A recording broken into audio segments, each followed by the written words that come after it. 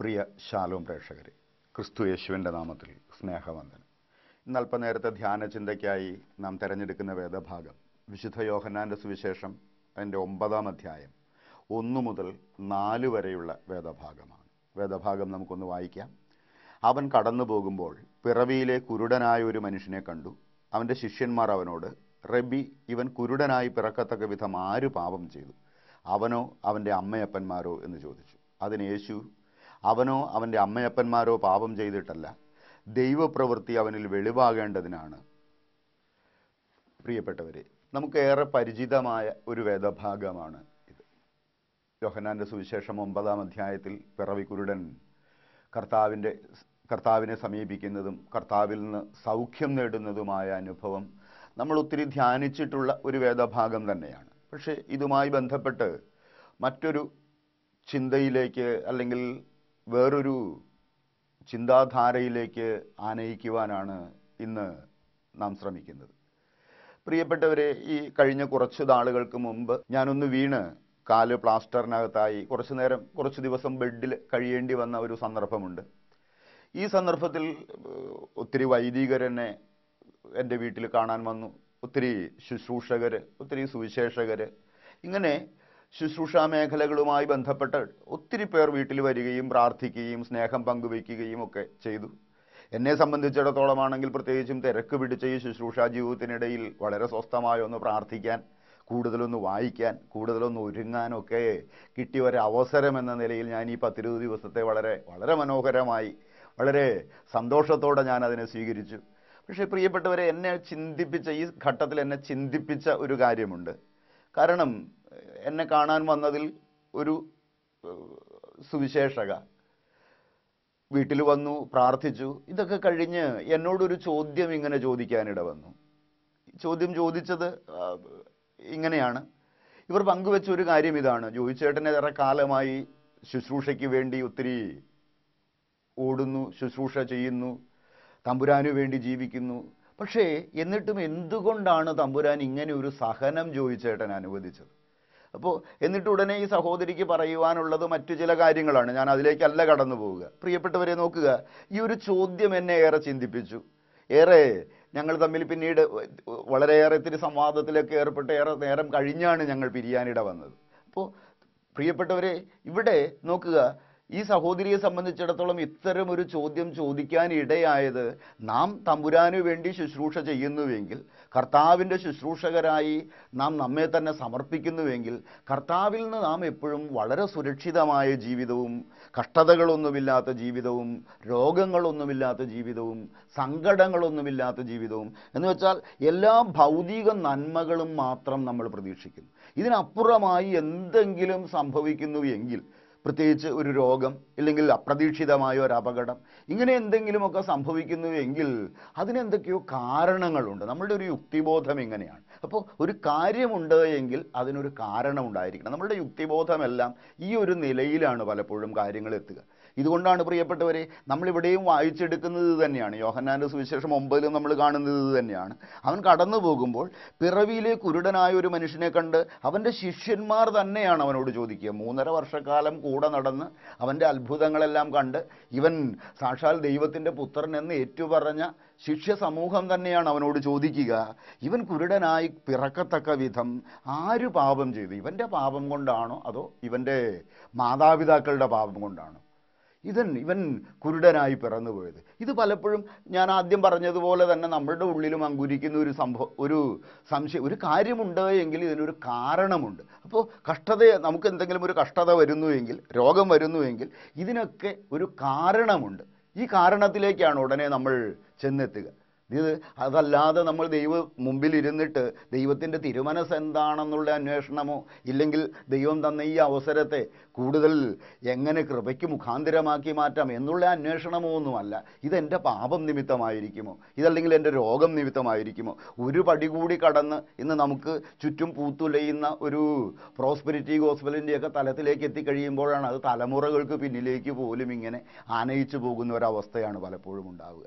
ഇത് തന്നെ ശിഷ്യന്മാരും ചോദിക്കാനിട വരുന്നു. അപ്പോൾ പ്രിയപ്പെട്ടവരെ, ഇത് വളരെ ആഴത്തിൽ നമ്മൾ പരിശോധിക്കേണ്ട, വളരെ ആഴത്തിൽ നമ്മൾ ധ്യാനിക്കേണ്ട ഒരു ചിന്ത തന്നെയാണ് എന്ന് ഞാൻ കരുതുകയാണ്. നമുക്കറിയാം, നമ്മുടെ ഈ വിശുദ്ധ വേദപുസ്തകത്തിൽ സഹനത്തിൻ്റെ ഏറ്റവും ഉദാത്ത മാതൃകയായി നമ്മളെപ്പോഴും ഉയർത്തി കാണിക്കുന്നത്, വേദപുസ്തകത്തിൽ നമ്മളെപ്പോഴും വായിച്ചെടുക്കുന്നത് ജോബ് എന്ന കഥാപാത്രത്തെയാണ്. പഴയ നിയമത്തിൽ നാം കാണുന്ന സഹനത്തിൻ്റെ ഏറ്റവും ഒരു ഉദാത്ത മാതൃക തന്നെയാണ്. കാരണം ദൈവം വേലികെട്ടി സംരക്ഷിക്കുന്നവൻ, ദൈവത്തിന് വേണ്ടി ജീവിക്കുന്നവൻ, ദൈവത്തിനപ്പുറം മറ്റൊന്നുമില്ല എന്ന് കരുതി, മാത്രമല്ല തൻ്റെ മക്കൾ അവരുടെ അനുദിന ജീവിതത്തിലെങ്ങാനും പാപം ചെയ്തു പോയാലോ എന്നുള്ള ചിന്ത കൊണ്ട് അനുദിനം അവർക്ക് വേണ്ടി ബലിയർപ്പിക്കുക പോലും ചെയ്യുന്നവൻ, ഇവൻ്റെ ജീവിതത്തിലേക്ക് വളരെ അപ്രതീക്ഷിതമായി കടന്നു വരുന്ന സഹനങ്ങൾ, ഈ സഹനത്തെ, ഈ കഷ്ടതയെ ജോബ് സ്വീകരിക്കുന്ന ഒരു രീതിയുണ്ട്. നാം ഏറെ ചർച്ച ചെയ്തിട്ടുള്ള ഒരു വിഷയം തന്നെയാണ് ഇത് എന്നുള്ളത് കൊണ്ട് അതിലേക്കല്ല പ്രിയപ്പെട്ടവരെ ഞാൻ കടന്നു പോവുക. ഇവിടെ ജോബ് ഈ കഷ്ടതയെ ജോബ് സ്വീകരിക്കുന്നു. തമ്പുരാനോട് ഒരിക്കലും പരിഭവം പറയുന്നില്ല, പരാതി പറയുന്നില്ല. പക്ഷേ ഈ കഷ്ടതയിലായിരിക്കുന്ന ജോബിനെ കാണുന്നതിന് വേണ്ടി അവൻ്റെ സുഹൃത്തുക്കൾ എത്തുന്നുണ്ടല്ലോ. ഒന്നാമത് എത്തുന്നത് എലീഫാസാണ്. ഒന്നാമത് എത്തുന്ന എലീഫാസിൻ്റെ പ്രതികരണം നമ്മളൊന്ന് ശ്രദ്ധിച്ചാൽ വളരെ നന്നായിരിക്കും. കാരണം എലീഫാസിൻ്റെ പ്രതികരണം എന്ത് തന്നെയാണ്? തീർച്ചയായും ജോബ് ദൈവഭക്തിയോടുകൂടി, ദൈവാനുഭവത്തോടു കൂടിയൊക്കെ ഇങ്ങനെ ജീവിച്ചുവെങ്കിൽ, ഇപ്പോഴിങ്ങനെ കഷ്ടത അനുഭവിക്കുന്നുവെങ്കിൽ എലീഫാസിന് വളരെ ശക്തമായി അവനോട് പറയാനുള്ള കാര്യം ഇത് തന്നെയാണ്: നീ എന്തോ അന്യായം ചെയ്തിട്ടുണ്ട്, ദൈവത്തിന് വിരുദ്ധമായി നീ എന്തോ ചെയ്തു പോയിട്ടുണ്ട്, അതുകൊണ്ട് തന്നെയാണ് നിനക്ക് ഈ കഷ്ടത വന്നിട്ടുള്ളത്. എലീഫാസിന് ഉറപ്പിച്ചു പറയാനുള്ള കാര്യം ഇത് തന്നെയാണ്. ഇത് കഴിഞ്ഞ് രണ്ടാമത് പിന്നീട് നമ്മൾ കാണുന്നല്ലോ, തുടർന്ന് ജോബിനെ സന്ദർശിക്കാനെത്തുന്ന ഏറ്റവും അടുത്ത സുഹൃത്തായി കടന്നു വരുന്നത് ബിൽദാദാണ്.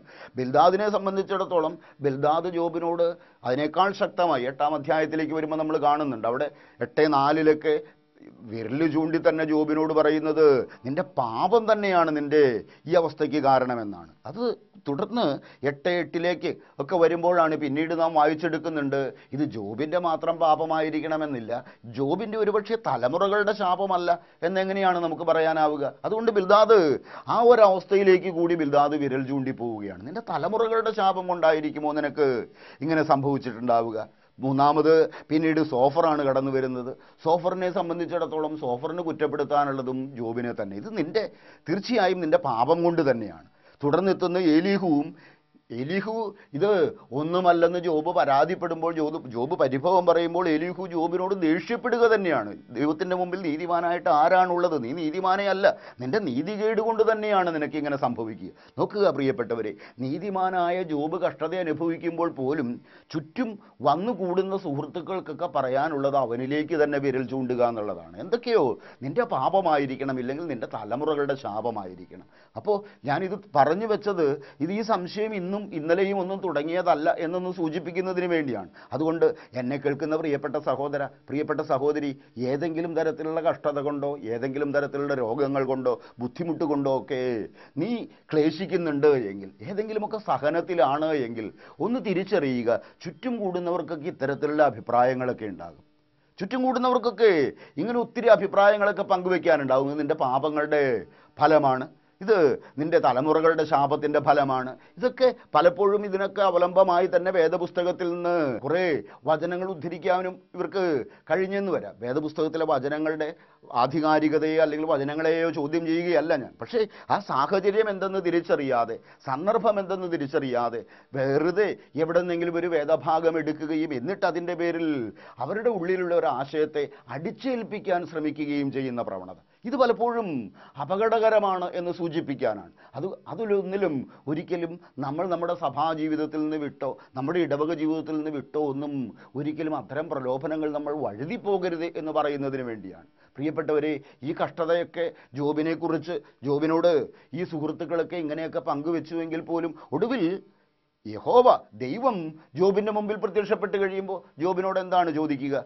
പ്രിയപ്പെട്ടവരെ, ഈ സഹനത്തിൻ്റെ കാരണങ്ങളൊക്കെ ദൈവവുമായി പങ്കുവയ്ക്കുമ്പോൾ നമ്മൾ തിരിച്ചറിയുന്നുണ്ടല്ലോ. ജോബിനെ സംബന്ധിച്ചിടത്തോളം തമ്പുരാൻ ജോബിനോട് കുറേ ചോദ്യങ്ങൾ ഇങ്ങനെ ചോദിച്ചു കഴിയുമ്പോൾ ജോബ് അങ്ങനെ നിസ്സഹായനായി നിന്നു പോകുന്നതാണ് നമ്മൾ കാണുക. കടൽ തിരമാലകൾ ഉണ്ടാകുന്നത് എന്തുകൊണ്ട്? ഇങ്ങനെ നിന്റെ ഈ ഭൂമിക്ക് ഞാൻ അടിസ്ഥാനമിട്ടപ്പോൾ നീ എവിടെയായിരുന്നു? ഇങ്ങനെ കുറേ ചോദ്യങ്ങളുടെ മുമ്പിൽ ജോബ് തൻ്റെ നിസ്സഹായതയും തൻ്റെ അറിവില്ലായ്മയും ഏറ്റുപറയുന്നതായിട്ടാണ് നമ്മൾ കാണുക. കാരണം അതുവരെ പറഞ്ഞ സുഹൃത്തുക്കളെക്കുറിച്ചൊക്കെ അവിടെ ജോബിൻ്റെ പുസ്തകം വളരെ വ്യക്തമായി രേഖപ്പെടുത്തി വയ്ക്കുന്നുണ്ട്. അറിവില്ലാത്ത വാക്കുകളാൽ അവർ ആലോചനകളെ പ്രഖ്യാപിക്കുകയാണ് ചെയ്യുക. അറിവില്ലാത്ത ആലോചനകൾ, അറിവില്ലാത്ത അജ്ഞതയെ അവർ പ്രഖ്യാപിക്കുകയാണ് ചെയ്യുക എന്ന് വളരെ വ്യക്തമായി തന്നെ വചനഭാഗം അവിടെ രേഖപ്പെടുത്തി വയ്ക്കുന്നുണ്ട്. അപ്പോൾ ഈ സുഹൃത്തുക്കളൊക്കെ പറഞ്ഞതെല്ലാം യഥാർത്ഥത്തിൽ വെറുതെ ആയിരുന്നു എന്നും ഇത് ദൈവത്തിൻ്റെ തിരുമനസ്സാണ് എന്നും ദൈവം അവിടെ വെളിപ്പെടുത്തുകയും എന്നിട്ട് ഒടുവിൽ അതിൽ ഏറ്റവും രസകരമായി നമ്മൾ വായിച്ചെടുക്കേണ്ട ഒരു ഭാഗം ഇത് തന്നെയാണ്. ഒടുവിൽ ജോബിൻ്റെ സമീപത്തെത്തുന്ന ഈ 4 സുഹൃത്തുക്കൾക്കും വേണ്ടി ജോബ് മധ്യസ്ഥ പ്രാർത്ഥന നടത്തേണ്ട അവസ്ഥയിലേക്ക്, എല്ലാം അറിയാമെന്ന് ഭാവിച്ച് തൻ്റെ സമീപത്തേക്ക് വരുന്ന ഈ സുഹൃത്തുക്കൾക്കെല്ലാം വേണ്ടി ഒടുവിൽ ജോബാണ് മധ്യസ്ഥ പ്രാർത്ഥന നടത്തുക. നോക്കുക പ്രിയപ്പെട്ടവരെ, അപ്പോൾ നമ്മളൊക്കെ നമുക്ക് ചുറ്റുമെത്തുന്ന, നമ്മളൊരു കഷ്ടതയിലായിരിക്കുമ്പോൾ, നമ്മൾ ഏതെങ്കിലും ഒരു പ്രതിസന്ധിയിലായിരിക്കുമ്പോൾ നമുക്ക് കാരണങ്ങളെല്ലാം അറിയാം എന്ന് ഒക്കെ പറഞ്ഞ് പ്രലോഭനങ്ങളുമായി നമുക്ക് ചുറ്റുമൊക്കെ എത്തുന്നവർക്ക് വേണ്ടി പ്രിയപ്പെട്ടവരെ, അവർക്ക് വേണ്ടി പ്രാർത്ഥിക്കാനുള്ള നിയോഗമാണ് യഥാർത്ഥത്തിൽ നമുക്കുള്ളത്. നാം അവർക്ക് വേണ്ടി പ്രാർത്ഥിക്കുക. അതല്ലാതെ ഈ കഷ്ടതകളൊക്കെ നമുക്ക് വചനത്തിലൂടെ തന്നെ നമുക്കൊരു ഉറപ്പുണ്ടായിരിക്കണം. യെശയ്യാ 30:20 പറയുന്നുണ്ടല്ലോ, അവൻ കഷ്ടതയുടെ അപ്പവും ഞെരുക്കത്തിൻ്റെ വെള്ളവും എനിക്ക് തന്നാലും അവൻ എൻ്റെ മുഖം മറഞ്ഞിരിക്കുന്നില്ല. എപ്പോഴും ഞാനൊരു സങ്കടത്തിലാണ് എങ്കിൽ, എൻ്റെ കഷ്ടതയിലാണ് എങ്കിൽ അവൻ എന്നെ മുഖാമുഖമായി കണ്ടുകൊണ്ട് നിൽക്കുന്നു.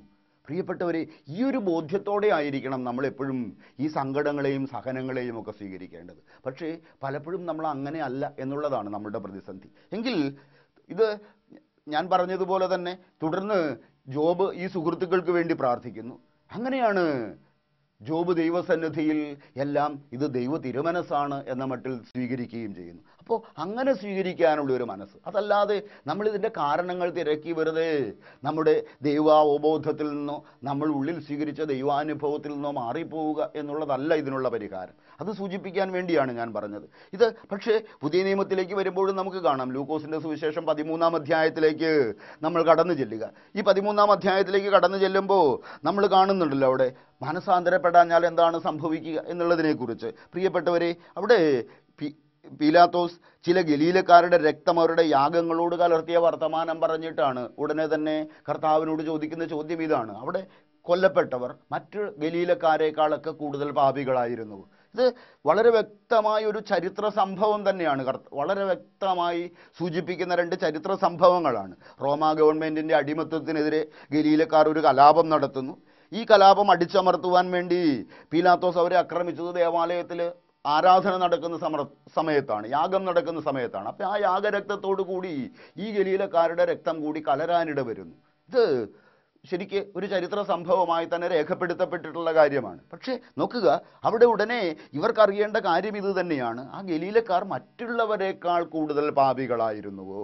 ഇതാണ് അവരുടെ ഉള്ളിൽ ഉദിച്ചു വരുന്ന സംശയം. ഇനി രണ്ടാമത് അവിടെ തന്നെ രേഖപ്പെടുത്തിയിട്ടുള്ള രണ്ടാമത്തെ കാര്യം ഇത് തന്നെയാണല്ലോ. അവിടെ പ്രിയപ്പെട്ടവരെ, സിയോൻ മലയുടെ താഴ്വരയിലൂടെ ശീലോഹു കുളത്തിൽ നിന്ന് 2 ജലനാളിയിലൂടെയാണ് വെള്ളം ഇങ്ങോട്ട് യെരുശലേമിലേക്ക് കൊണ്ടുവരിക. അപ്പോൾ യെരുശലേമിലേക്ക് കൊണ്ടുവരുന്ന ആ ഗോപുരം ഇടിഞ്ഞു വീണാണ് ഒരു 18 പേര് മരിക്കാനിട വരുന്നു. ഇതും ചരിത്ര സംഭവമായി രേഖപ്പെടുത്തിയിട്ടുള്ളത്. അപ്പോൾ ആ 18 പേര് മറ്റുള്ളവരെക്കാൾ പാപികളായിരുന്നു.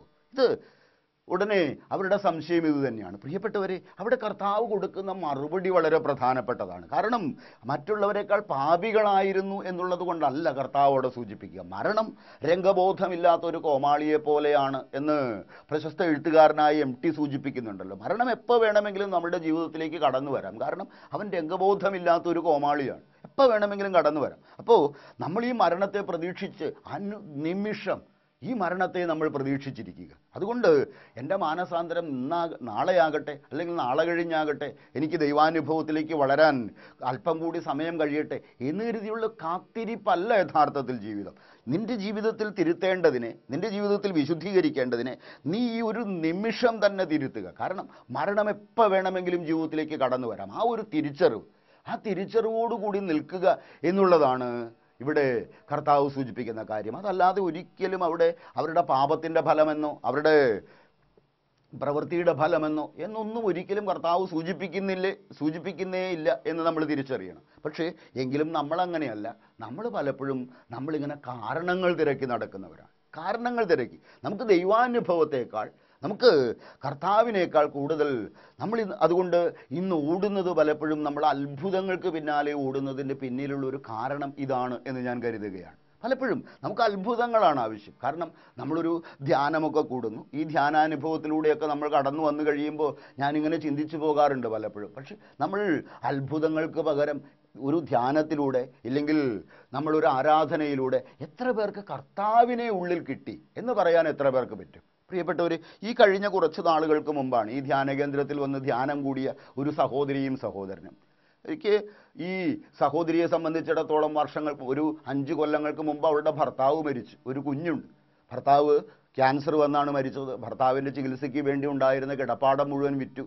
പിന്നെ ജീവിക്കാൻ നിവൃത്തിയില്ല. ആങ്ങളയോടൊപ്പമാണ് ജീവിക്കുക. ആങ്ങളയോടൊപ്പം ജീവിച്ച് ഇങ്ങനെ സങ്കടങ്ങളുടെ ഒരു കൂടാണ് അവൾ. അങ്ങനെ ഒരിക്കലൊരു പുറത്തൊരു ശുശ്രൂഷയ്ക്ക് ചെല്ലുമ്പോൾ ഒത്തിരി സങ്കടങ്ങൾ പറഞ്ഞതിൻ്റെ പേരിലാണ് ഒരു ധ്യാനത്തിന് കടന്നു വരാൻ പറയുന്നു. ധ്യാനത്തിന് കടന്നു വരുന്നു. ഈ സഹോദരനോടൊപ്പം അവൾ ഈ സഹോദരനായിരുന്നു അവൾക്കെല്ലാം ആശ്രയമായി നിന്നത്. വാടക വീട്ടിൽ വാടക കൊടുക്കുന്നത് ഉൾപ്പെടെ, ജീവിത ചെലവുകൾ ഉൾപ്പെടെ, കുഞ്ഞിൻ്റെ കാര്യങ്ങൾ ഉൾപ്പെടെ എല്ലാം. പക്ഷേ ഈ ധ്യാനം കഴിയുന്നു. ധ്യാനം കഴിഞ്ഞ് ഇവർ വീട്ടിലെത്തി.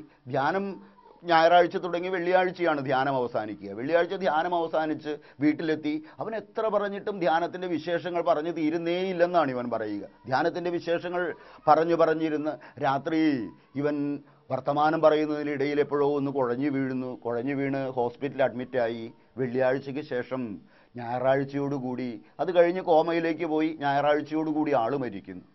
ശവസംസ്കാരത്തിൻ്റെ സമയത്ത് എനിക്ക് എത്താനായില്ല, കാരണം ഞാൻ സ്ഥലത്തില്ലായിരുന്നു. ഇത് കഴിഞ്ഞ് ആ വീട്ടിലൊന്ന് പോകണമെന്ന് കരുതി ആ വീട്ടിലേക്ക് ഞാൻ കയറി ചെല്ലുന്നത് ഏറെ ഭാരത്തോടെയാണ്, ഏറെ ഭയത്തോടു കൂടിയാണ് ഞാൻ കടന്നു ചെല്ലുക. പ്രിയപ്പെട്ടവർ, ഞാൻ എൻ്റെ കൂടെ ഉണ്ടായിരുന്ന ഭാര്യയോട് ഞാൻ പറഞ്ഞു, എന്ത് പറഞ്ഞ് ആ കുഞ്ഞിനെ ആശ്വസിപ്പിക്കും? എന്ത് പറഞ്ഞാണ് ആ കുട്ടിയെ ആശ്വസിപ്പിക്കാൻ വാക്കുകൾ പോലുമില്ല. ഇപ്പോൾ വരണ്ടായിരുന്നു എന്ന് പോലും എൻ്റെ ഉള്ളിൽ തോന്നി. പക്ഷേ പ്രിയപ്പെട്ടവരെ, എങ്കിലും കടന്ന് അവിടെ ചെന്നു ഏറെ കരഞ്ഞു.